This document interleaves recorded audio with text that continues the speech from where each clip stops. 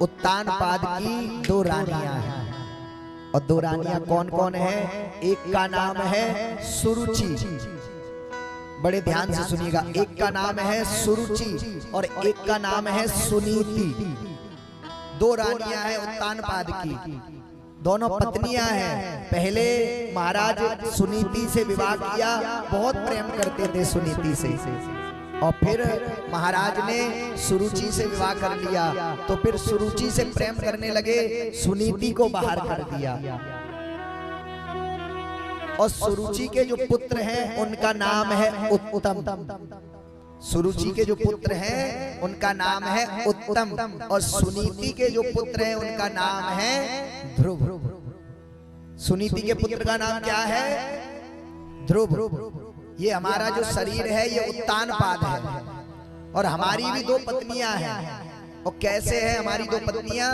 हमारे अंदर एक बुद्धि और एक मन, ये दो चलते हैं। सुरुचि का अर्थ होता है जो केवल और केवल अपना सोचे, और एक होती है सुनीति। सुनीति कौन? जिसकी नीति अच्छी रहती है। नहीं, घर में दो बच्चे हैं तो आधा आधा दे देंगे, मेरी जेठानी का भी तो बच्चा है, मेरी देवरानी का भी तो बच्चा है। वो होती है सुनीति, जो अच्छा सोचती है, जो धर्म पर चलती है। ये वो माँ है जो अच्छे संस्कार देती है। ध्रुव चला आ रहा है तो आवाज लगा दी, अरे आओ ध्रुव, इधर आओ, इधर आओ।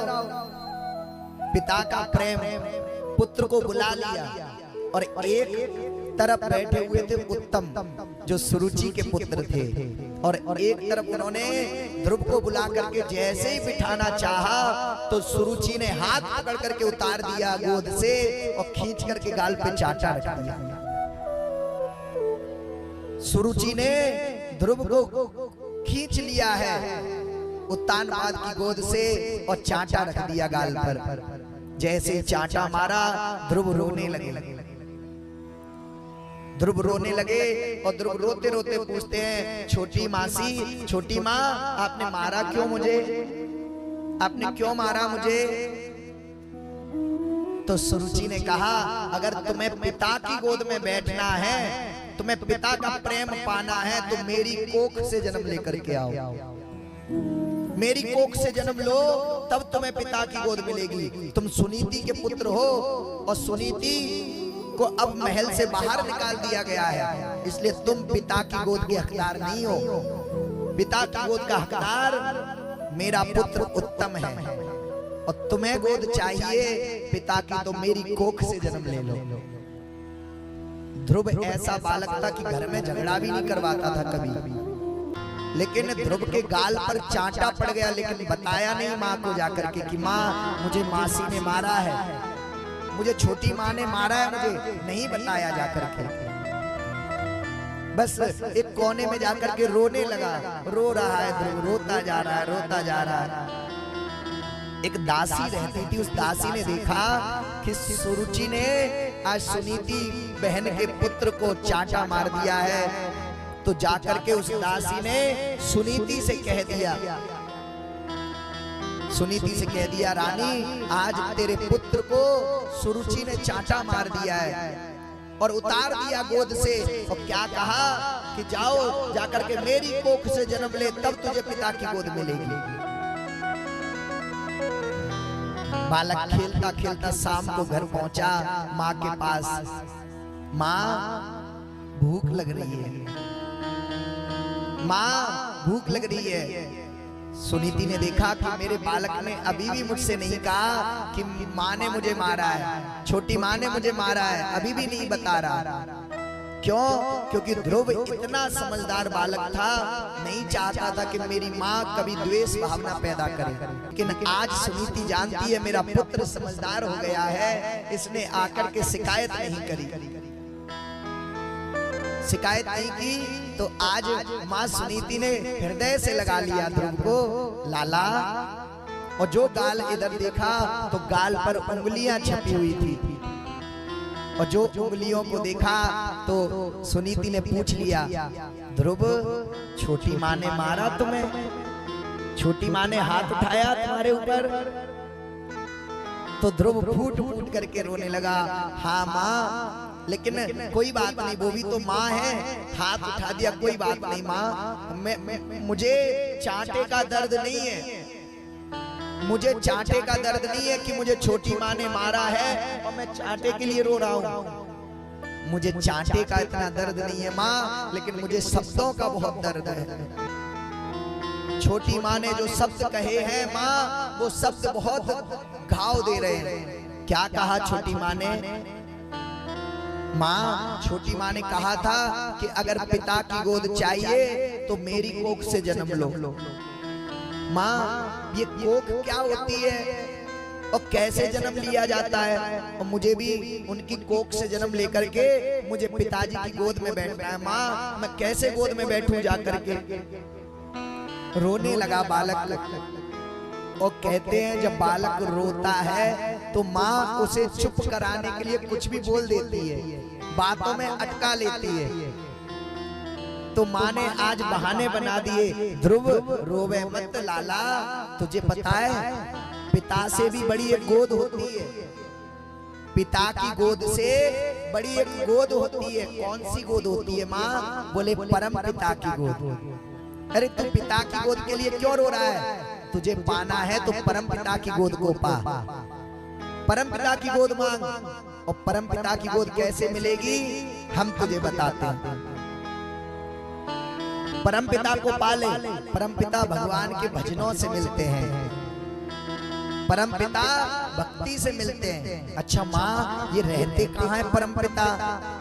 कौन सी जगह रहते हैं?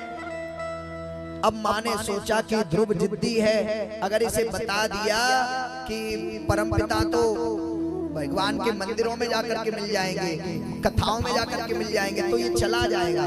इसलिए माँ ने डरा दिया। और माँ ने डरा करके कह दिया, लाला परमपिता तो जंगल में रहते हैं, और ऐसे घनघोर जंगल में रहते हैं जहाँ शेर, बिच्छू, कीड़े मकोड़े, अनेक वन्य पशु रहते हैं, वहां परमपिता रहता है। कभी जाने की मत सोचना, अकेले नहीं जाते परमपिता को ढूंढने।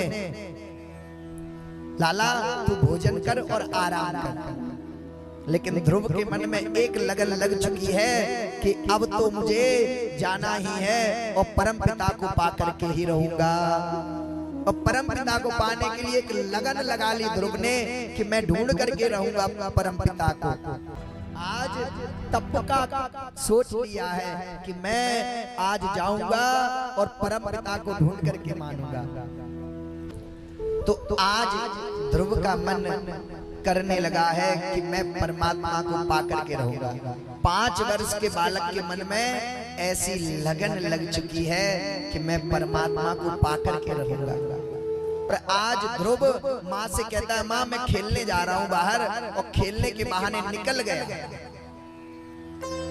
खेलने के बहाने निकल गया कि अब तो परम पिता को पाकर के रहूंगा, परम पिता को पाकर के ही रहूंगा। और चला जा रहा है।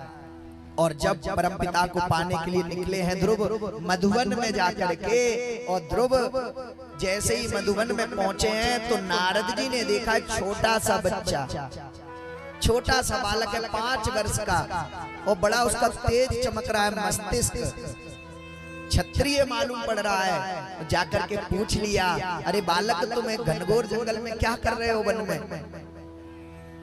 नारद जी से कहा, आप कौन हैं? मैं परमपिता को ढूंढने आया हूँ, परमात्मा को ढूंढने आया हूँ। और कहते हैं परमात्मा का रास्ता अगर कोई बता सकता है तो केवल सद्गुरु बता सकते हैं। परमात्मा तक अगर कोई पहुंचा सकता है तो केवल और केवल गुरु पहुंचा सकता है। नारद जी जो अंधकार से प्रकाश की ओर ले जाने वाले हैं, आज गुरु का कार्य कर रहे हैं। पहले गुरु जो होते हैं शिष्य को डराते हैं, शिष्य को इतना डरा देते हैं कि ये बनने लायक है शिष्य या नहीं।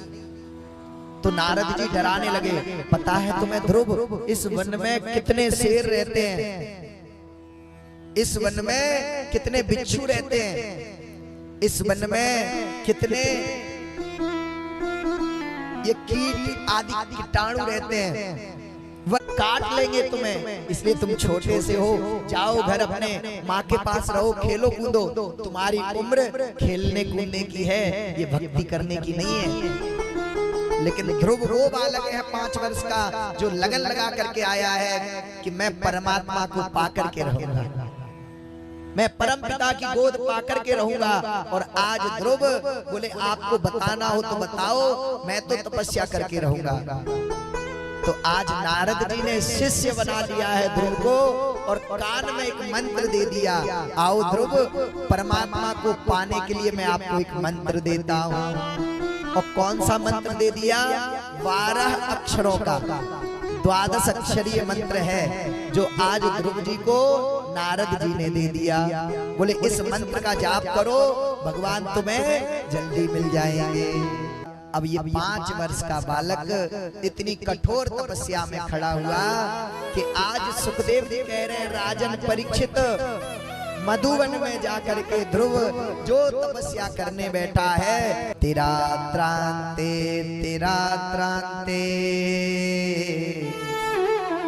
कपित्थ वादरासना।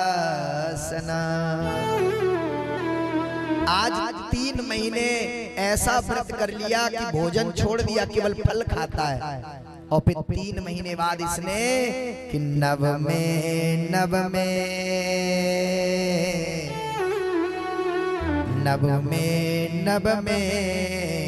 हनी, अब ये वायु का पान करने लगा।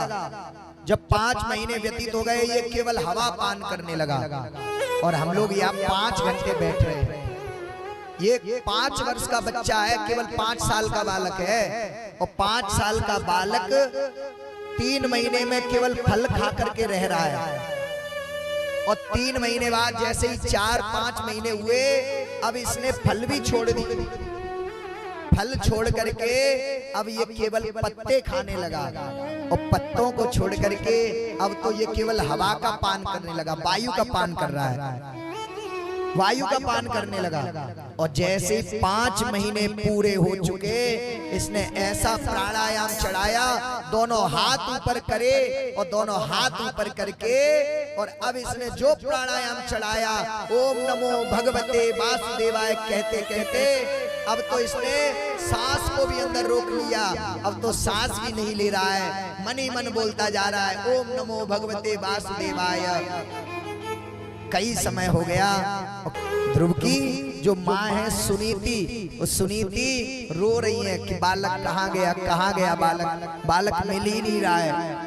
बालक को ढूंढते ढूंढते परेशान हो गई है और रोए जा रही हैं। सुनीति रोए जा रही है, रोए जा रही है, बच्चा खो गया। लेकिन ध्रुव तो तपस्या कर रहा है और आज मैया सुनीति रोए जा रही है। और ध्रुव ने जब प्राणायाम चढ़ाया तो इंद्र का सिंहासन डोलने लगा। इंद्र घबराने लगे और घबराते घबराते इंद्र ने आज मेघों को आदेश दे दिया, जाओ इतना बरसो कि ध्रुव की तपस्या खंडित हो जाए। आज मेघों को आदेश दे दिया, मेघ बरसने लगे और बादल गरजने लगे, बिजली चमकने लगी, परंतु ध्रुव भक्ति पर अड़िग रहे।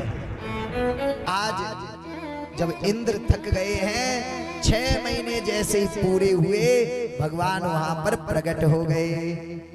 और भगवान जैसे ही प्रकट हुए 6 महीने में 5 वर्ष के बालक ने भगवान को पा लिया। भगवान जैसे ही प्रकट हुए, ध्रुव अभी भी तप में खड़ा हुआ है और ओम नमो भगवते वासुदेवाय गाता जा रहा है, बोलता जा रहा है, जपता जा रहा है, तप कर रहा है। और इतने में भगवान ने आकर के कहा, अरे ध्रुव लाला नेत्र खोले, लाला अपने नेत्र खोले। ध्रुव ने देखा कि कोई मधुर आवाज आ रही है, बड़ी सुंदर मीठी मीठी आवाज आ रही है। तो ध्रुव ने थोड़े से नेत्र खोले। जैसे ही ध्रुव ने थोड़े से नेत्र खोले और नेत्र खोल करके एकदम बंद कर लिए, फिर से बंद कर लिए। भगवान ने पूछा क्यों बंद क्यों कर लिए?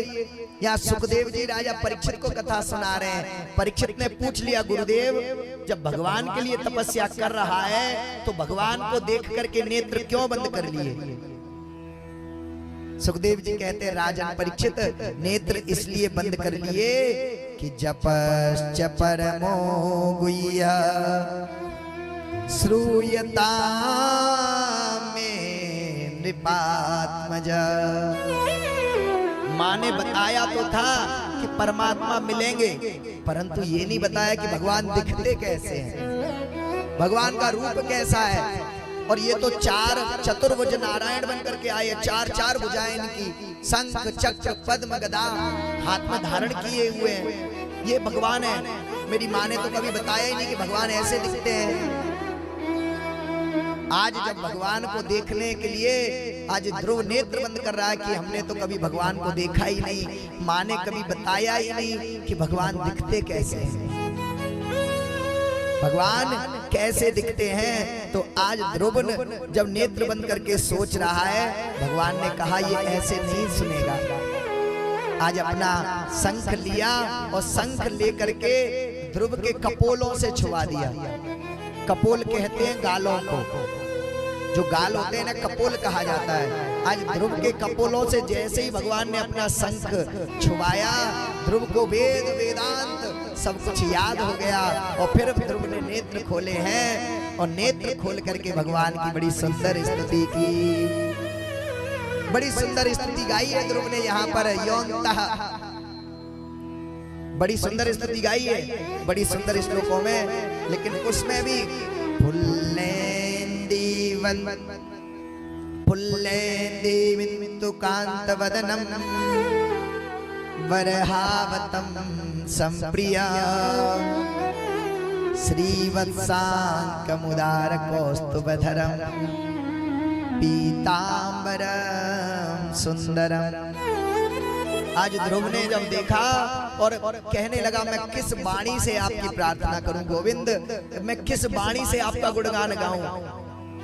मैं तो ध्रुव हूं, मैं तो छोटा सा बालक हूं, ब्रह्मा जी भी आपकी ये लीला समझ नहीं पाते हैं, तो मैं तो बालक हूं छोटा सा, कैसे आपकी प्रार्थना गाऊं। भगवान ने कहा, आप मुझे दिखावा नहीं चाहिए। और कह रहे हैं, राजन परीक्षित ये वो बालक है 5 वर्ष का जिसने 6 महीने में भगवान को पा लिया। और भगवान ने वरदान में क्या दिया, ध्रुव जाओ 36,000 वर्ष तक राज्य करो, मैं तुम्हें वरदान देता हूं। 36,000 वर्ष, कितना वरदान दिया भगवान ने, 36,000 वर्ष तक राज्य करो, जाओ सिंहासन पर बैठो, ये वरदान देता हूं। और मेरी भक्ति हमेशा बनी रहेगी, और इस धराधाम से जब भी तुम जाओगे तो कभी भी तुम्हारी मृत्यु नहीं होगी। आज भी ध्रुव जो कथा होती है ना, आप लोगों ने एक तारा देखा होगा आकाश में, आकाश में एक तारा चमकता है जिसे कई लोग ध्रुव तारा कहते हैं। भगवान ने ध्रुव लोक प्रदान कर दिया ध्रुव को।